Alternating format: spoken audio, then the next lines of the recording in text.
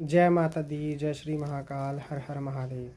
देखिए, बहुत सारे बच्चे ऐसे हैं जिनके गुरु भी हैं और काफ़ी दिनों से सेवा भी माँ की कर रहे हैं या अपनी ईष्ट की सेवा कर रहे हैं। किसी के ईष्ट भगवान शिव हैं, किसी की माँ काली है, किसी की माँ त्रिपुर सुंदरी है और किसी के बालाजी महाराज हैं। सबके अपने अपने अलग अलग ईष्ट होते हैं। तो अब सवाल ये है कि भाई बच्चों के गुरु भी हैं और साधना भी की है, सेवा भी बहुत दिन से कर रहे हैं, मंत्रों का जाप भी कर रहे हैं, हवन पूजन सब करते हैं, लेकिन फिर भी उनको अनुभव नहीं हो रहे हैं। तो भैया जी देखिए, इसके दो ही कारण हैं।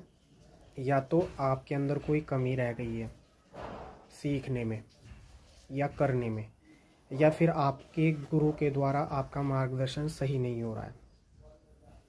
क्लियर है बिल्कुल? ठीक है। तीसरी जो गलती करते हैं बच्चे, सबसे बड़ी, वो ये कि आप भोग नहीं देते हैं। देखिए, जब जहाँ से आपने गुरु दीक्षा ली है, चाहे वो दरबार कोई भी हो, वो गुरु आपके कोई से भी हो, चाहे कहीं के भी हो, जब आपने उनसे गुरु दीक्षा ली है तो उस टाइम पे भी आपने कुछ ना कुछ सोचा होगा, अपने गुरु के अंदर कुछ ना कुछ देखा होगा, चाहे वो भाव देखा हो, चाहे शक्ति का एहसास हुआ हो, या आपको उनकी बातें अच्छी लगी हो, कुछ भी। अगर आपने उनके अंदर कुछ देखा है तभी तो आपने गुरु दीक्षा लिया ना। ऐसे ही थोड़े ना मुंह उठा के आपने भी गुरु दीक्षा ले ली और गुरु ने भी गुरु दीक्षा दे दी। ऐसे कोई गुरु दीक्षा ना लेता है ना देता है। ठीक है। लेने के बाद आपका मन भटके तो कहीं ना कहीं आपकी परीक्षा शक्ति ले रही है। ठीक है। गुरु गलत नहीं होते हैं, गुरु गलत नहीं है, आप गलत हैं। अगर दीक्षा लेने के बाद, साधना सिद्धि करने के बाद आप गुरु को छोड़ते हैं, गुरु का त्याग करते हैं, तो आपको पाप लगता है। मैं ये नहीं कहता कि हमेशा गुरु ही सही है, शिष्य गलत है। गलत कोई भी हो सकता है, लेकिन पाप होता है।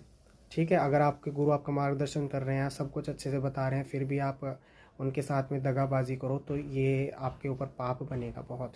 गुरु का त्याग करने से नरक की प्राप्ति होती है। ठीक है।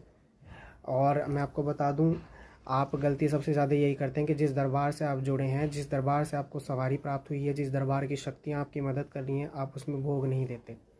आपके विचार इतने गलत हो जाते हैं, आप सोचते हैं कि माँ तो दरबार में भी है और माँ मेरे घर में भी है, माँ दूसरे मंदिरों में भी है, तो मैं दरबार में ही क्यों भोग दूँ जाके, है ना। मैं गुरु को ही क्यों भोग दूँ कि मेरा भोग लगा दो। हम तो अपने घर में लगाएंगे तो भी माँ स्वीकार करेगी। देखो, आपकी बात बिल्कुल सही है, माँ स्वीकार करेगी, लेकिन जो शक्तियाँ आपका संरक्षण कर रही हैं, जो शक्तियाँ दरबार से आपके साथ चली हैं, तो उनको भोग आपको दरबार में देना ही चाहिए। जब आप दरबार में भोग दोगे, चाहे वो दरबार आपका कोई भी हो, आपके गुरु कोई भी हो, आपको उनको भोग देना ही चाहिए।